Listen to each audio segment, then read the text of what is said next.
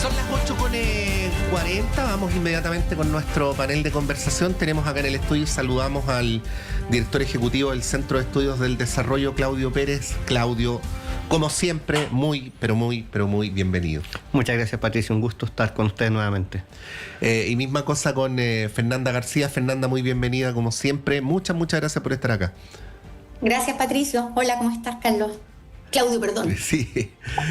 Oye, lo de Ángela Vivanco, yo lo decía más temprano, hablamos recién con la profesora de Derecho Penal de nuestra universidad, María Inés Horvitz. No sé cómo lo han vivenciado ustedes, pero el nivel de, no sé cómo llamarlo, de desparpajo, de descaro, de grosería de las cosas que se han ido conociendo en el proceder de una persona que llegó a ser una destacada académica, antes de eso destacada dirigente política, luego incluso vocera de la Corte Suprema, podría inducir, y no tenemos por qué no hacerlo, a que nos quedemos ahí, ¿no? Pero está el problema más estructural, que era el que tratábamos de hablar con María Inés Horvitz, el sistema de nombramientos, esta idea de que en principio para que nadie incidiera demasiado participen los tres poderes del Estado, pero parece que eso abre la puerta a más presiones y a lobby que si fuera de otro modo. María Inés Horvitz decía, tenemos un problema país, ¿no? Y que hay que dejar de pensarlo en función de si yo soy de derecha, soy de izquierda, y así sucesivamente. Y para echarle más pelo a la sopa, ella decía que no era el único lugar donde estábamos teniendo el mismo problema y ponía como ejemplo el Consejo de Defensa del Estado, ¿no? Ese es el cuadro completo. Yo les doy la palabra para que entremos a este asunto como a ustedes les plazca. Fernanda. Sí, no voy a mentir, en la pauta estaba y era obvio, además que iba a salir este tema y yo pensaba cómo les cuento al panel, a la gente que nos está escuchando, sin hacer una referencia demasiado personal al tema, el impacto que todo lo que se ha sabido causa, obviamente me causa como a cualquier chileno, además en mi caso particular soy abogado, pero tengo que mencionarlo porque es casi un tema ¿cómo se llama?, de transparencia. Es un impacto personal en mi caso y en el de muchos compañeros míos de generación de la universidad muy fuerte, porque la profesora Vivanco fue para nosotros nuestra profesora de Derecho Constitucional, y tengo que decirlo, es una mujer extremadamente formada, sabía muchísimo. Yo hay cosas que hasta el día de hoy las recuerdo, porque recuerdo escucharla a ella, repetirla una y otra vez y explicarlas de una manera que dejó mucha huella desde un punto de vista de la formación jurídica. Y además no es en cualquier ramo, no es que todos los ramos tienen su importancia, pero por ejemplo ramos como derecho civil tienen un carácter más privado, en cambio derecho constitucional es un ramo en esencia público que apunta justamente a formar a los estudiantes de derecho en el sentido de las instituciones, el sentido de la democracia, el sentido de la transparencia, de la accountability. Por lo tanto, y además en mi caso personal ella fue mi directora de tesis, ya lo dije, mi tesis de licenciatura. Y por lo tanto el impacto es fuertísimo, ¿ya? Se me ocurre algo parecido, no es mi caso, pero que no sé si ustedes recuerdan cuando los feligreses de la iglesia del Bosque iban como a misa, los que no tenían nada que ver y simplemente estaban acostumbrados a escuchar a este caballero los fines de semana, y después como que costaba creerlo, ¿no? Jurídico, claro, profesional. Claro. Como que costaba creerlo. Mucho. Y además lo hace a uno cuestionarse la forma, la formación profesional, los mensajes, la relevancia de la docencia. Bueno, y eso me lleva, para no seguir aquí con mi minuto de confianza personal, que bueno, ya se ha dicho mucho, ¿no es cierto? Ahora siguiendo derechamente al tema, esto es un golpe inédito en la institucionalidad y sin duda el tema del nombramiento de jueces me parece muy relevante. Aquí quisiera solo decir dos cosas, habiendo tratado de darle muchas vueltas a cuál sistema será mejor, qué ha funcionado mejor en otros países. La respuesta es desoladora y a la vez esperanzadora. Creo, y lo dejo abierto para que lo discutamos, que no hay ningún sistema perfecto. Todos tienen lo que tiene de virtud un sistema en donde interviene con mayor relevancia el Congreso, tiene el problema de la politización más directa o del el cobro de favores. Si es que se profesionaliza más, queda más desligado del poder político, también se corren ciertos riesgos, porque también hay ciertas adecuaciones políticas que son importantes en ese diálogo entre los poderes, más allá, lo cual no necesariamente significa corrupción o tráfico de influencias, sino que tiene que haber una coordinación en el tipo de comunicación de quienes integran los poderes, ¿no es cierto?, más relevantes del país. Dicho eso, me parece que es fundamental el tema de formación de los jueces. No estoy siendo aquí como una cosa largoplacista o utópica. Obviamente revisar el sistema de nombramiento de jueces, revisar algunos mecanismos que tienen que ver no solo con el nombramiento, sino con el sistema de responsabilidades de los jueces por los fallos que emiten, ya, y si quieren nos detenemos en eso después, pero aquí quería poner el acento en la importancia de la formación de quienes pasado mañana van a ser jueces. Y ahí creo que hay algo que efectivamente es muy transversal y hay posibilidades de avanzar, porque no creo que ahí nadie, ni de un sector o el otro, se reste respecto de lo que es una academia judicial que tiene muchas virtudes. No quiero expresarme mal, ni culpar, ni poner ahí la culpa, pero que sí creo que estamos un poco al debe como país con su modernización y con los procesos, con integrar en el fondo importantemente cómo ha cambiado el mundo desde que se estructuraron los procesos de formación de jueces hace muchos años atrás en Chile, y ahí creo que hay una posibilidad de avance transversal. Sí, bueno, aparte de lo testimonial, Fernanda, es valiosa aparte y de lo argumentación, ¿no? Es valiosa tu alusión a tu recordatorio de tu calidad de abogada y de tu paso por la Escuela de Derecho, porque Claudio también es abogado, pues, es abogado de la Universidad de Chile, así que entre abogados yo me puedo sentar a escucharlos hablar con propiedad. Claudio. Muchas gracias. Mira, yo creo que lo que ocurre con el caso Vivanco, la ex ministra Ángela Vivanco, tiene que ver tal vez con una muestra de que todavía, lamentablemente en Chile, existe una cultura acotada, todavía creo, de algunas personas que consideran que pueden gozar de una impunidad. Me parece que racionalmente uno piensa cómo pudo hacer lo que hemos sabido, y probablemente hay cosas que todavía no sabemos. Lo que ha salido a la luz es que solamente alguien que pensaba que iba a tener una impunidad permanente podía exponerse de esa forma, podía cometer tantos actos como los que hemos ido sabiendo. Claudio, dicho de otra manera, si ella tuviera la bola de cristal, ¿no?, y dijera 3 años atrás, 5 años atrás, mira, si yo hago esto voy a terminar engrillada, con esposa, en la corte, quizá hubiera decidido no hacerlo. Entonces tiene que ver con lo que...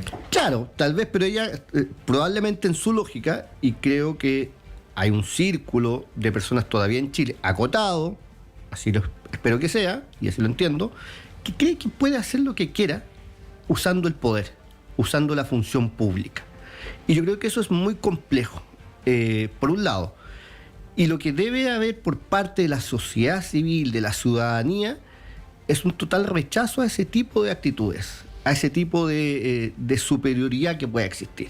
Porque esto le hace muy mal, por ejemplo, hoy día, efectivamente, al Poder Judicial. Pero hoy día no está fuera solamente la ministra Vivanco. Entonces, evidentemente, para la ciudadanía, para la sociedad, existe una tela de juicio muy importante respecto a lo que ocurre en el Poder Judicial.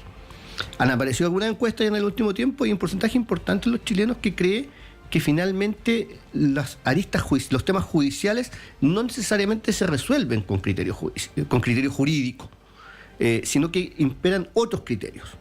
Y esa es la señal que se da acá. Por eso a mí me parece que la señal que se debe dar como institucionalidad es de rechazar, de repudiar y condenar completamente esto. Ahora, lo que uno esperaría es que este caso tan complejo de corrupción no termine como han terminado otros casos tan complejos de corrupción en nuestro país.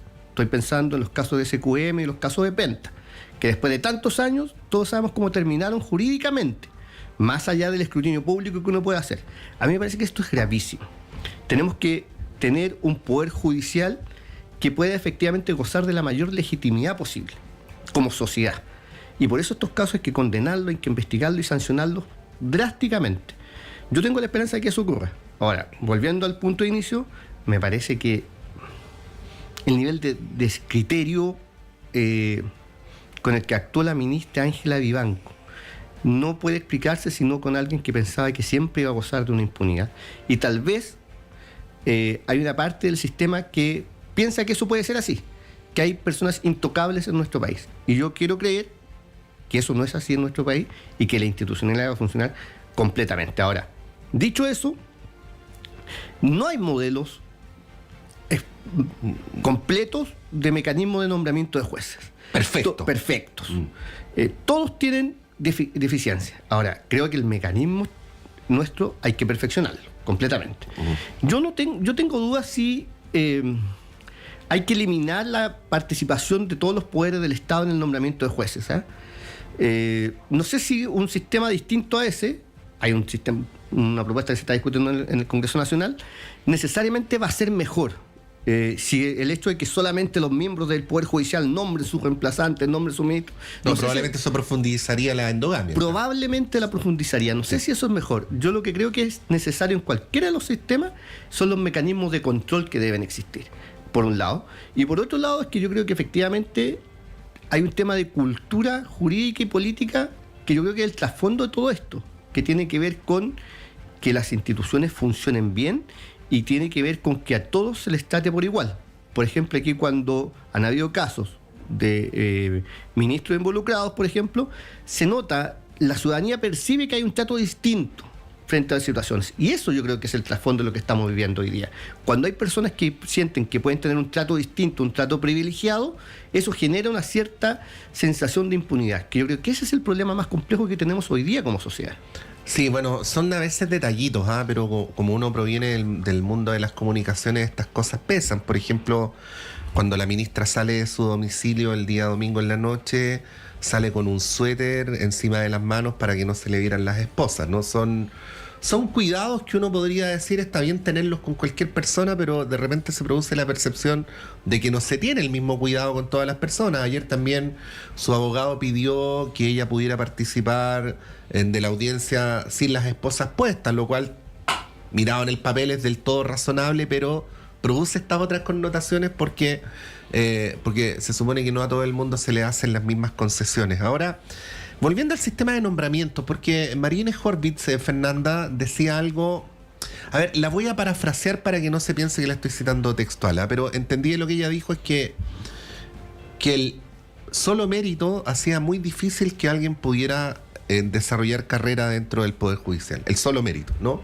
Y que por lo tanto se volvía indispensable arrimarse, usen las palabras que quieran, conversar con, hacerse parte de, para poder ir cumpliendo las distintas etapas hasta eventualmente llegar a la Corte Suprema.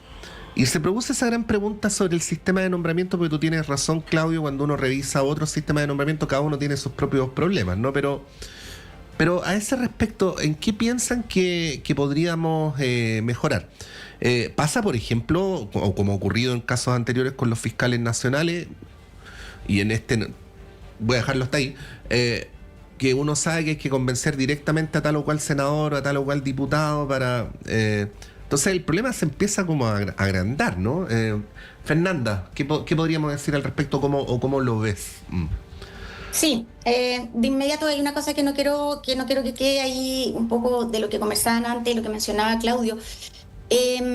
Entiendo el punto sobre la sensación de impunidad, la sensación de privilegio, pero honestamente creo que no debiéramos perdernos en este caso. Yo creo que eso está ahí, pero si nos quedamos ahí, es un poco la lógica de quiénes son los privilegiados, porque antes se mencionaba Soki, se mencionaba Penta, ahora mencionamos a la ministra Vivanco, entonces después yo u otro profesor podría señalar que los privilegios del caso Monsalve y los casos... Entonces, ese tipo de diálogo lo encuentro, entiendo, pero es inconducente y creo que no ayuda mucho tampoco a la formación ciudadana. Es decir, la mensaje para la gente es claro, hay que condenarlo con todo.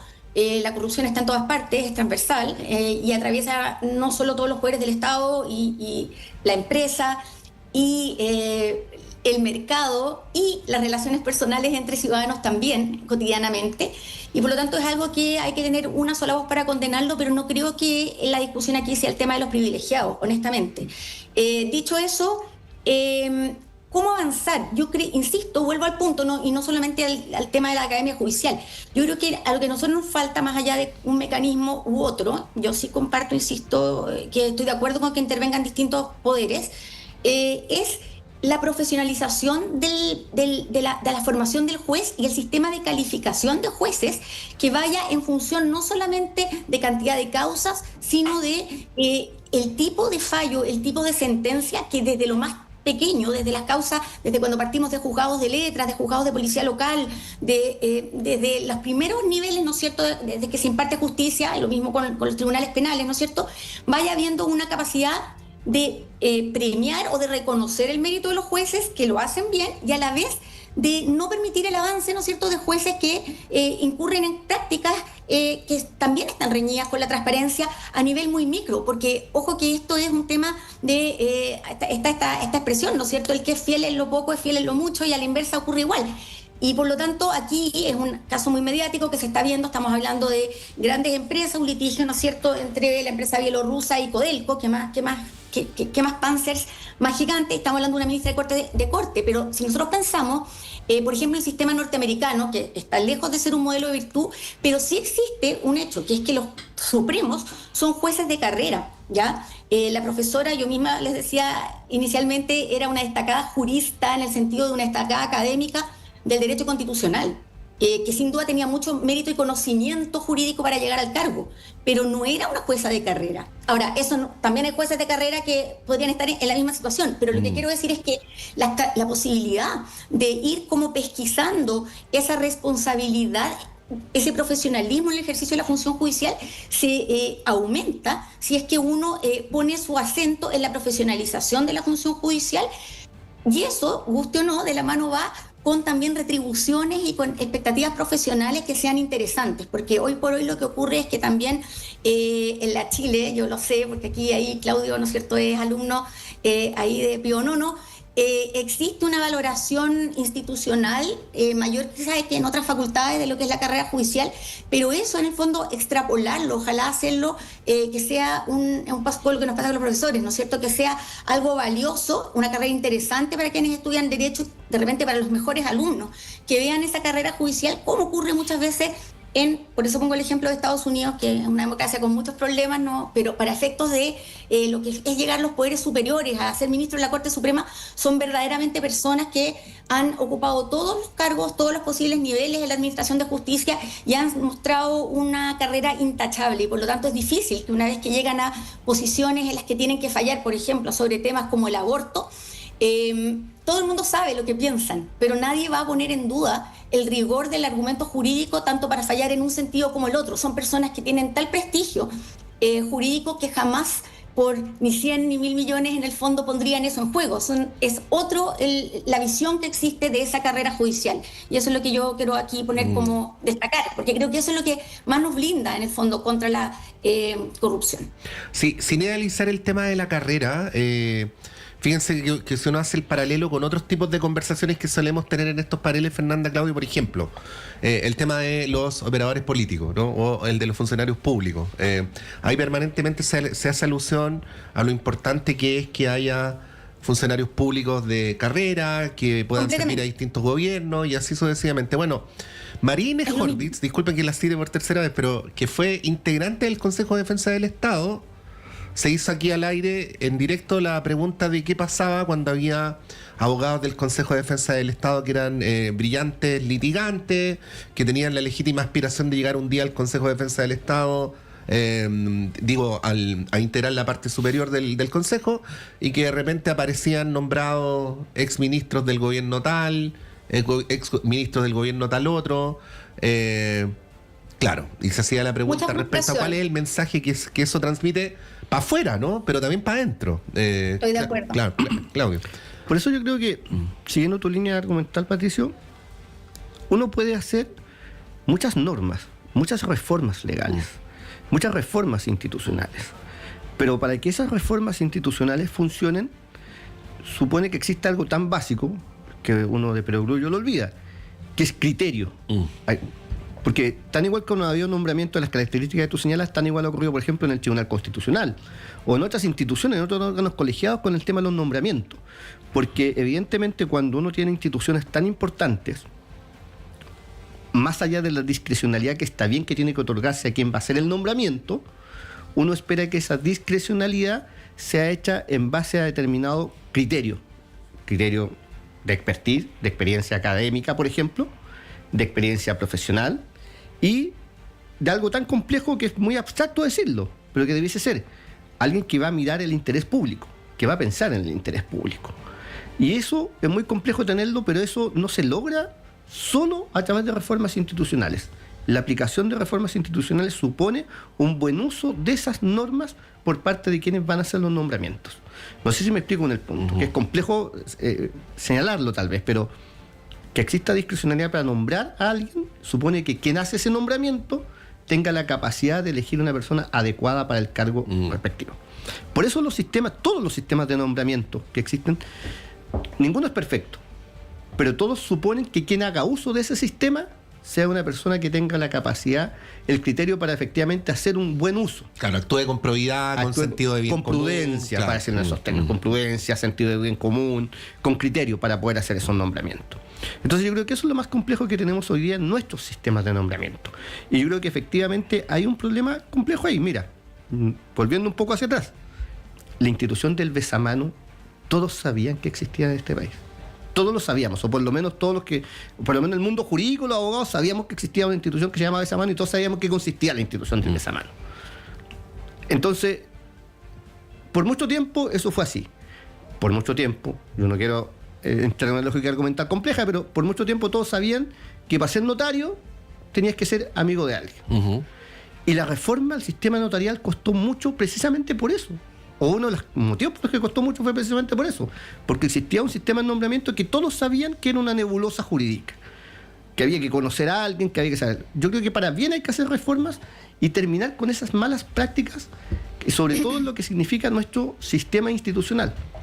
Quienes accedan, quienes formen parte del Poder Judicial, deben ser personas que están pensando en el bienestar de la sociedad, en aplicar adecuadamente las normas jurídicas, en interpretarlas adecuadamente, en pos de resolver problemas jurídicos. Tan igual como todas las personas que formen parte de la administración pública del Estado y también del sector privado. Uh-huh. Si los casos de corrupción requieren de dos partes, alguien público, alguien privado. Y eso también supone buenas políticas de integridad, de probidad, que sean evidentemente propias de las empresas, y no solamente de las grandes empresas, sino que también de las empresas más pequeñas, porque esos actos precisamente suponen de dos partes los actos de corrupción. Y eso yo creo que como sociedad tenemos que avanzar muy bien en ese sentido, en generar reformas institucionales, en generar reformas políticas que permitan avanzar hacia un sistema en el cual el actuar de la persona esté siempre mirando la función propia para la que ha sido designado. Uh-huh. Y los sistemas de nombramiento, como hemos dicho muchas veces en este programa, ninguno es perfecto, pero yo creo que suponen que las personas tengan la voluntad de aplicarlo y hacer buen uso de esos sistemas de nombramiento, que yo creo que eso es lo más complejo. Sí, pues bueno, esta institución del besamanos que todo el mundo conocía, a la que hacía alusión Claudio, pero que ahora aparece públicamente con motivo de la formalización de la ex ministra Vivanco, puede dar lugar a esto que yo como periodista trato de tener una distancia crítica de ya rasguemos vestiduras, que Ángela Vivanco esto y lo otro, que por cierto es cierto, valga la redundancia, pero no se pueden dejar de mirar las estructuras, porque si no se corre el riesgo político de hacer esto que de la tradición judía es la del chivo expiatorio, o de la tradición cristiana del Cordero de Dios, ¿no? Que llevamos a uno al sacrificio, redimimos todos los pecados del mundo y seguimos, ¿no? Por eso creo que es súper importante mirar las estructuras también, que es lo que hemos procurado hacer en este ratito. Vamos a ir, les propongo, Fernanda, Claudio, estimados auditoras y televidentes, a un breve alto.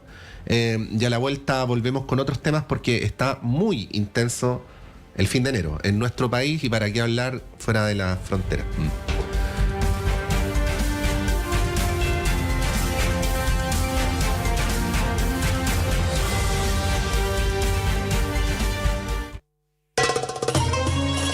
¿Qué pide Palestina? El respeto al derecho internacional. Solamente eso. Una de las mayores catástrofes de este siglo XXI se vive en Palestina. Y nosotros, el domingo a las 9 de la mañana, hablamos de Palestina. Palestina por siempre, en Radio Universidad de Chile. Encuéntranos en la plataforma Spotify y sintonízanos en Radio Universidad de Chile el domingo 9 de la mañana. Palestina por siempre. Palestina por siempre.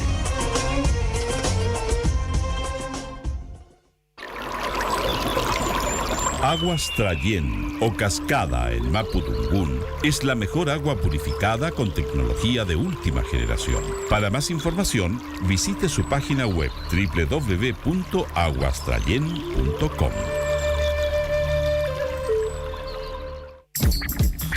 Los temas que importan en educación ya están en el aire. Soy la periodista Diana Porras y les quiero hacer una invitación a escuchar el programa Educación en el Aire, un programa del Senado Universitario donde abordamos calidad, investigación, financiamiento, participación y docencia. Estos son los pilares que transforman nuestra educación y queremos que tú seas parte de esta conversación. Todos los martes a las 18 horas en el 102.5 FM y radio.chile.cl.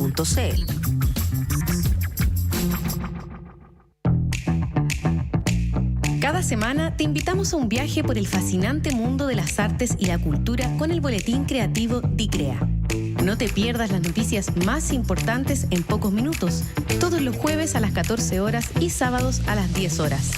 Un programa de Radio Chile y la Dirección de Creación Artística de la Universidad de Chile. Escúchanos y sé parte de nuestra comunidad creativa.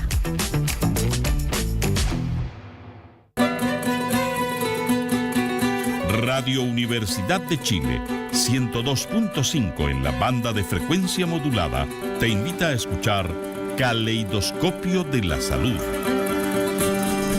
Del Departamento de Enfermería de la Universidad de Chile, un programa que respeta la autonomía y apoya la decisión informada de las personas frente al cuidado de su salud y la de otros. 110 años a la vanguardia de los ciudadanos en la salud del país. Caleidoscopio de la Salud, todos los sábados a las 12 horas.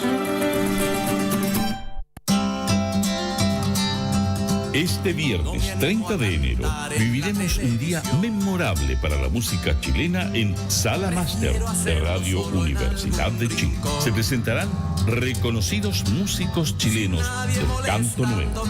Nos acompañarán Velo, con 50 años de trayectoria en los escenarios más importantes del país. Eduardo Peralta, destacado guitarrista y autor de canciones con letras irónicas y poéticas. Luis Pipo Guzmán, destacado cantautor y compositor de larga trayectoria. Y Patricio Liberona, quien después de un largo tiempo vuelve a compartir su música en un escenario en vivo. Viernes 30 de enero, apertura de puertas 19:30 horas. Sala Máster de Radio Universidad de Chile, Miguel Claro 509, Providencia. Entradas disponibles en Portal Ticket.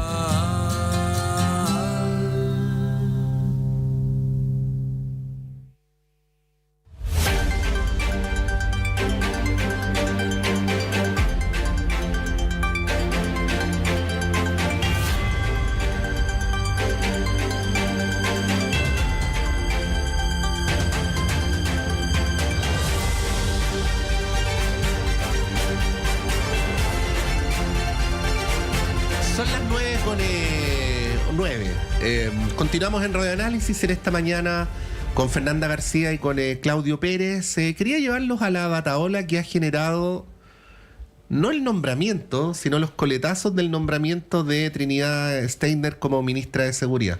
Hago la distinción porque me da la impresión que respecto al perfil no ha habido mucho cuestionamiento.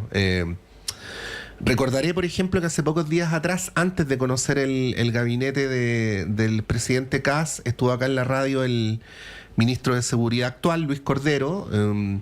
Le preguntamos por el perfil para no incurrir en la falta de elegancia de preguntarle por nombres. Además iba a ser improcedente porque no nos iba a contestar. Pero respecto al perfil, él decía que era inconveniente nombrar militares o exmilitares en un cargo como este, no hablando de personas sino de patrones, porque eso podía generar una suerte de falta de tutela civil sobre instituciones como las policías, pero eventualmente también gendarmería que está pasando al Ministerio de Seguridad. Bueno, finalmente se nombró a una persona técnicamente competente, civil. Me da la impresión, Fernanda y Claudio, salvo que yo esté leyendo mal la prensa, que respecto a eso como que no hay objeciones, ¿no?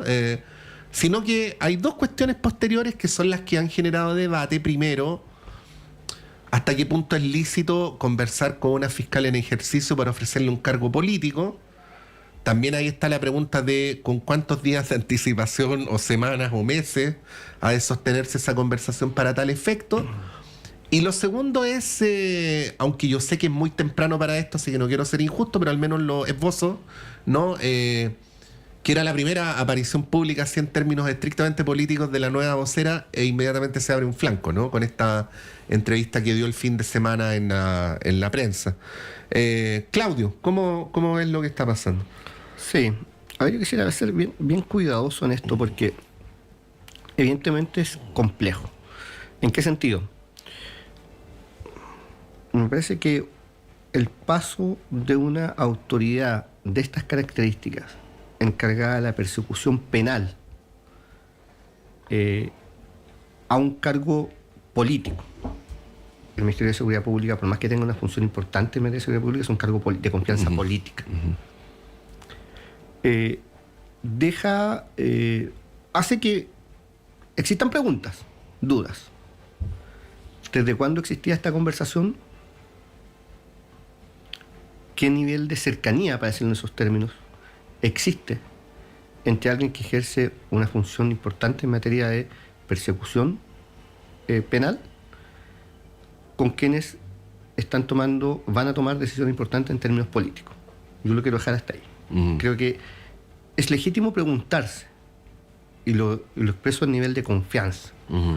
Creo que eso hay que ser muy cuidadoso en esos nombramientos, porque son funciones muy distintas, que supone criterios muy distintos.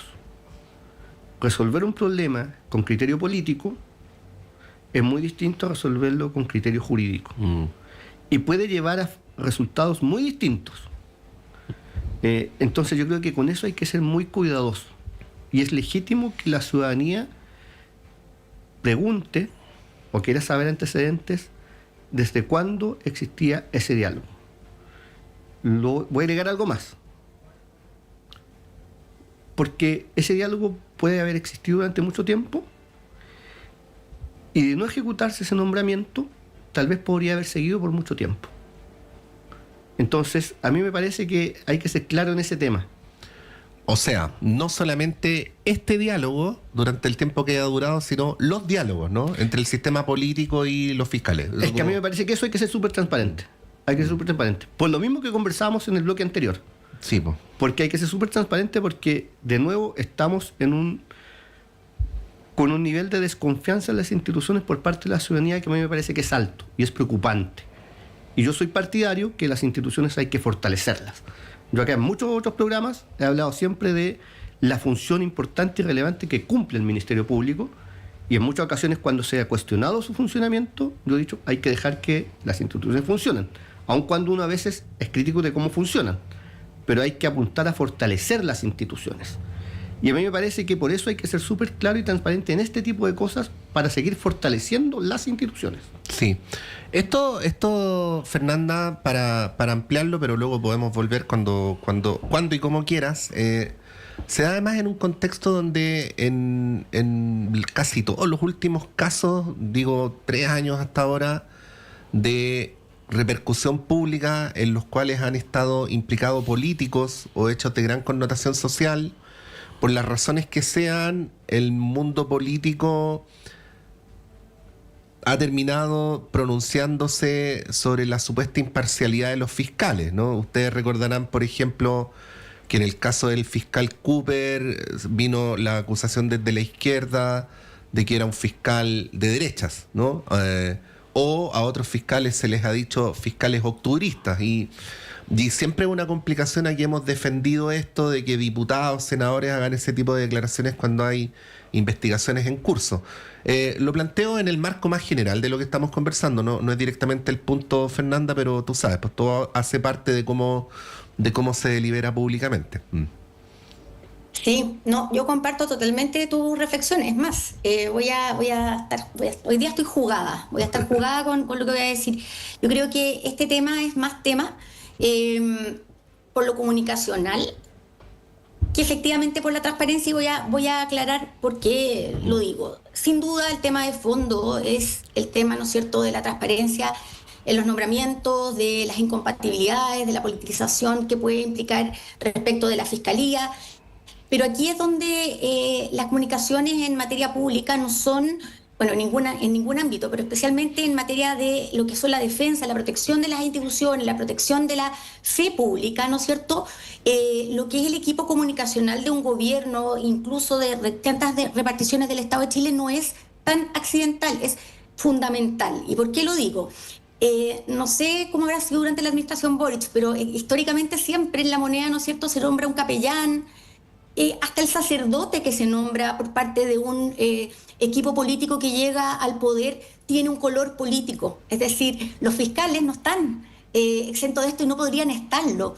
Los generales de las Fuerzas Armadas, juntas de vecinos, líderes sindicales, en fin, creo que el mensaje a transmitir a propósito de este afer, ¿no es cierto?, de este debate que se ha generado en la ciudadanía, no debiera ser de una falsa, un poco hipocresía de pretender que hay ciertas personas o que por desempeñar ciertos cargos no van a tener afinidad y eventualmente la posibilidad de llegar a ocupar un cargo de gobierno. Aquí el tema efectivamente es, primero, la transparencia y segundo, la forma en que esa transparencia se comunica a la ciudadanía. Por lo tanto, yo lo que veo aquí de fondo también, y lo veo porque no creo que sea la primera vez, es un problema comunicacional de gobierno que viene entrando.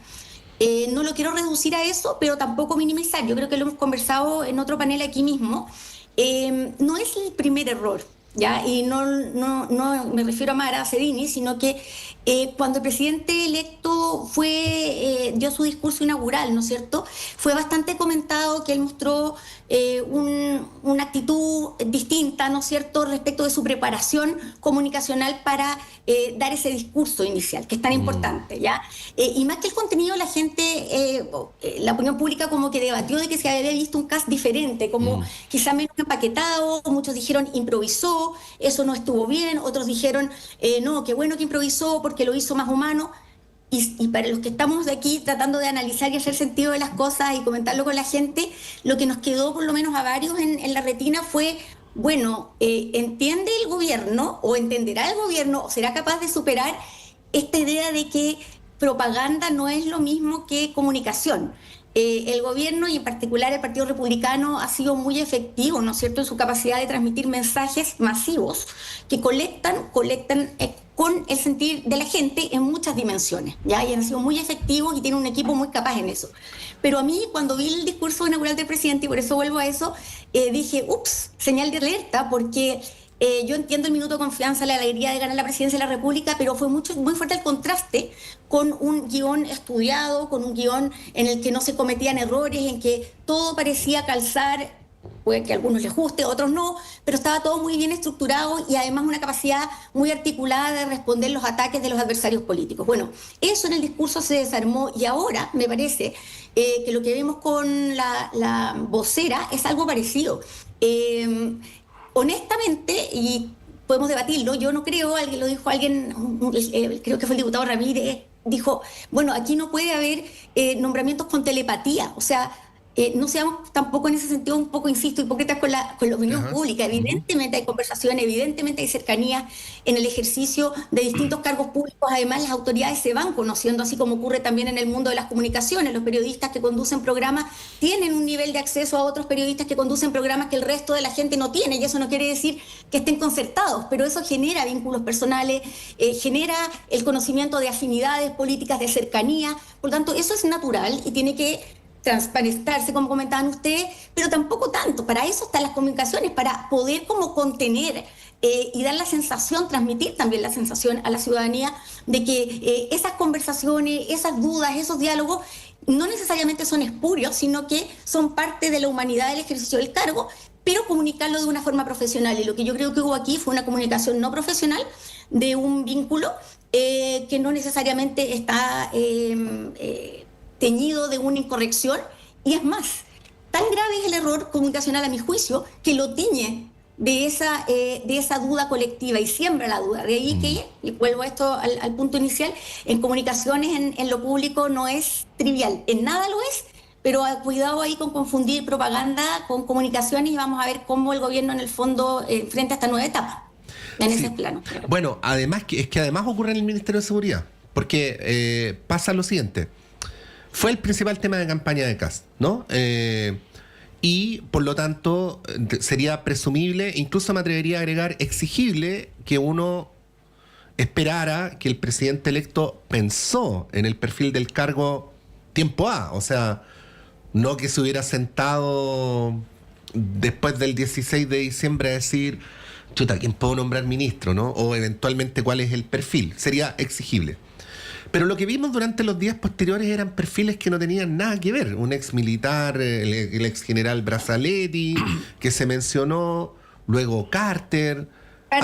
Abro segundo paréntesis. Esto que también aquí analistas de distintas sensibilidades en este espacio criticaban, que era que no se veía bien que apareciera públicamente gente diciéndole que no al presidente, ¿no? Daza, Carter, Kaiser y así sucesivamente. Para finalmente terminar en este perfil, y ahí es donde Mara Seguini se enreda. Nos vimos la entrevista en directo, solo la leímos, por lo tanto no sabemos cómo se dio la dinámica con el periodista, pero ella primero como que quiere sostener que el presidente lo pensó, que lo sopesó, y me da la impresión de que en ese contexto es que dice, bueno, la conversación venía desde hace tiempo, ¿no? Entonces, para resolver una crítica de carácter política, que era cuál es el nivel de improvisación o de reflexión Correcto. que tenía el nombramiento, terminó metiéndose en este otro enredo. Bueno, esto a medio camino Sí, entre sí. lo político y lo comunicacional, Claudio, ¿cómo lo ves? Porque, vuelvo a insistir, creo que sería muy injusto empezar a juzgar antes de que asuma la vocera, pero sí es cierto, Fernanda, Claudio, que es un cargo fundamental y que hay muchos gobiernos que han ido para arriba o para abajo dependiendo de las competencias que ha tenido quien haya ejercido ese cargo. Sí, sin duda, yo creo que efectivamente el cargo de vocería de un gobierno, yo diría que es uno de los cargos más complejos, en el gabinete, siendo todos complejos en realidad, pero tiene un rol muy importante que es probablemente la primera cara que va a haber en la ciudadanía, que va a haber el ciudadano común y corriente respecto de cómo se informa lo que está haciendo, lo que hace el Ejecutivo.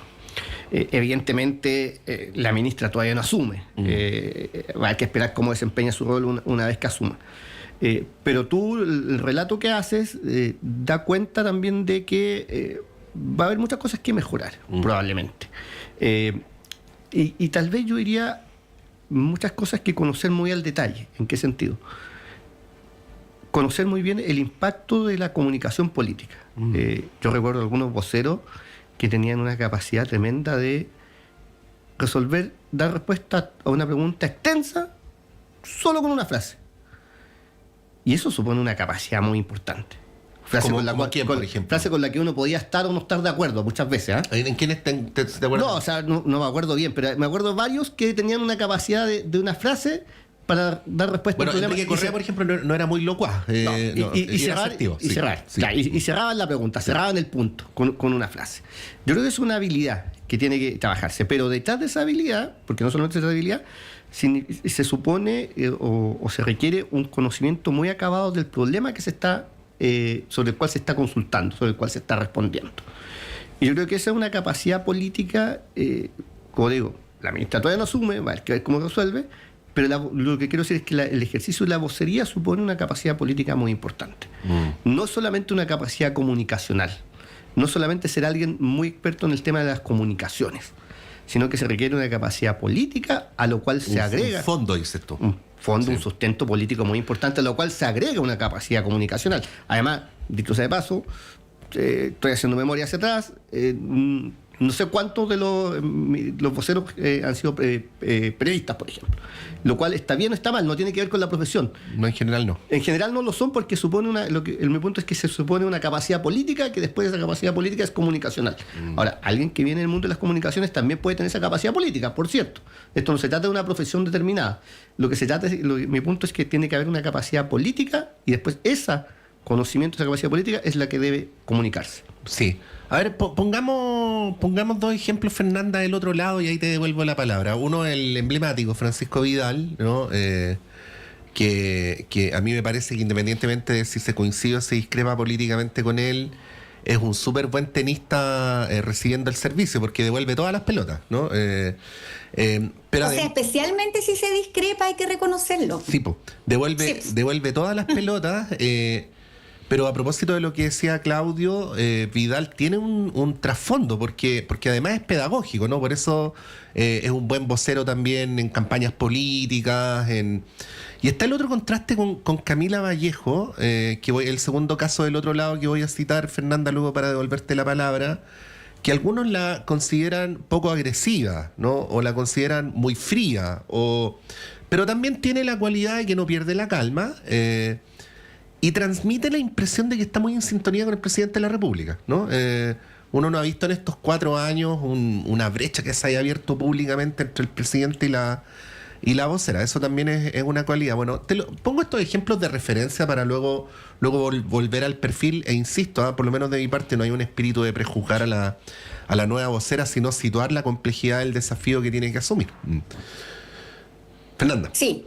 A ver, para cerrar lo anterior, no es personal, efectivamente no lo vamos a anticipar, ¿no? Y además está en primera línea y está recién empezando, por lo tanto hay que darle un tiempo, pero sin duda, pero da la impresión, y a mí lo que creo que luz como así amarilla para el gobierno y el equipo, que con todas las características que decía Claudio, es decir, habilidad, conocimiento, muñeca política, equipo y construcción de narrativas, porque todo lo que en comunicación parece improvisación supone una base de preparación rigurosa en materia de pauta, en materia política, y de ahí para arriba se puede improvisar. Por ejemplo, en el caso que estamos analizando era previsible que le iban a preguntar qué tan definido tenía el presidente electo el perfil del futuro ministro de Seguridad, eje de la campaña, todo lo que ya acá se ha dicho, y por lo tanto era razonable, ni siquiera muy sofisticado, anticipar que se le iba a preguntar aquello. Entonces eso muestra improvisación, y eso yo creo que no es la primera vez que ocurre, y por eso luz roja. Ahora, respecto de otras vocerías anteriores, yo creo que Camila Vallejo es una vocera extraordinaria. Muestra también que no hay un solo perfil de vocero, puede ser más parco, puede ser más locuaz, puede ser un poco más irónico, si ustedes quieren, como el caso de Francisco Vidal, que efectivamente era capaz de responder, salir jugando siempre y sacar sus casillas bastante a sus adversarios, lo cual no sé si es una virtud o no, pero sin duda es una herramienta útil en política. También destacar, por ejemplo, hace unos días atrás cuando entrevistaban al ministro radical, ¿no es cierto?, al ministro electo radical, la capacidad, también fue conversado, ¿no es cierto?, de contestar una pregunta casi imposible. Y él, con un manejo político, una trayectoria, más allá de que alguien considere que respondió bien o no, que si es aceptable o no que un militante del Partido Radical forme parte integrante del gabinete de José Antonio Kast, la respuesta, la sensación comunicacional que él transmite cuando lo hace es poderosa y sale bien de algo que pareciera efectivamente imposible. Por lo tanto, concuerdo con lo que se ha dicho acá. Creo que más allá de la profesión, más allá del perfil, más allá de si es mujer, que se ha dicho mucho, u hombre, si es guapa o tiene otras virtudes femeninas o masculinas, todas esas son análisis más bien triviales, pero lo que sí tiene que haber es un aplomo, un manejo, y algo que se había dicho antes, una cosa es ser vocero de alguien y otra cosa es ser vocero de gobierno. Yo puedo tener un rol de comunicar lo que dice el presidente, que al parecer que es el rol que ha cumplido hasta ahora Mara Cedini, ¿no es cierto?, transmitir lo que en un escenario de campaña, ¿no es cierto?, diría el candidato Kast. En cambio ahora el rol es el rol de ministro de Estado, ¿ya? Y ese ministerio tiene todo un organigrama, el Ministerio de Comunicación, o sea, que en el fondo la comunicación de lo que es la presidencia de la República, toda una estructura sofisticada, difícil, y por tanto es un cargo de mucha responsabilidad y que requiere mucha preparación.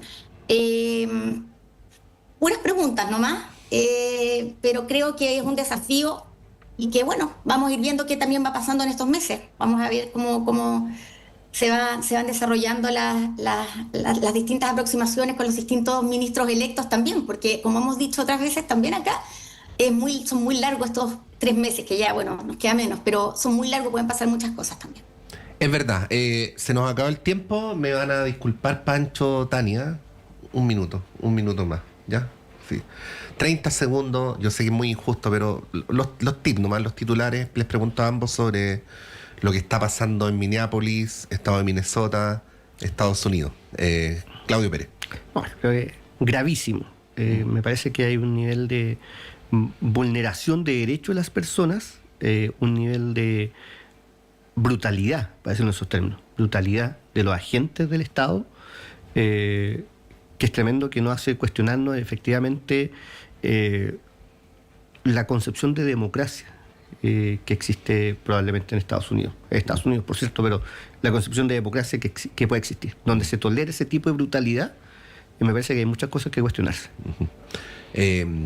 Fernanda. Gravísimo, y atención concuerdo, ya que son 30 segundos, concuerdo, gravísimo, muy preocupante, y atención con esta cosa de que ahora Trump en el fondo necesita bajar un poco las revoluciones de su discurso público, porque entiendo que viene la aprobación, la necesidad de que el Congreso apruebe presupuestos federales respecto de las organizaciones, de las oficinas que tienen que ver con el control migratorio. Por lo tanto, va a haber ahí, leía, una necesidad de negociar la aprobación de ciertos presupuestos que probablemente nos haga ver un cambio, al menos en lo más inmediato, respecto de lo que hemos estado viendo hasta ahora. Sí, bueno, hay que recordar que el día de ayer renunció uno de los candidatos republicanos a la gobernación de Minnesota precisamente por esto. Chris Madel dijo: yo no puedo ser candidato por un partido que hace esto, ¿no? Y esto da cuenta también de que se explicita un quiebre, o al menos una tensión fuerte dentro del propio partido del presidente de la República. Del presidente de Estados Unidos. Bueno, estamos llegando al final. Fernanda García, muchas gracias, que tengas un buen martes. Igual ustedes, muchas gracias, Claudio y Patricia.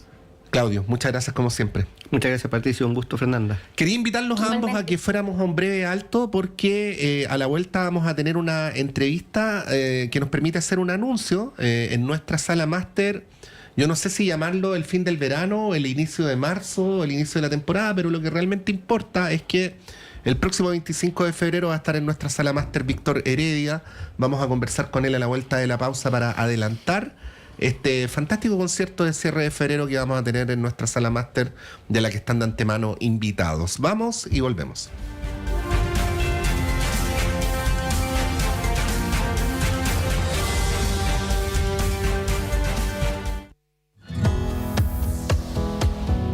¿Pensabas que la sexualidad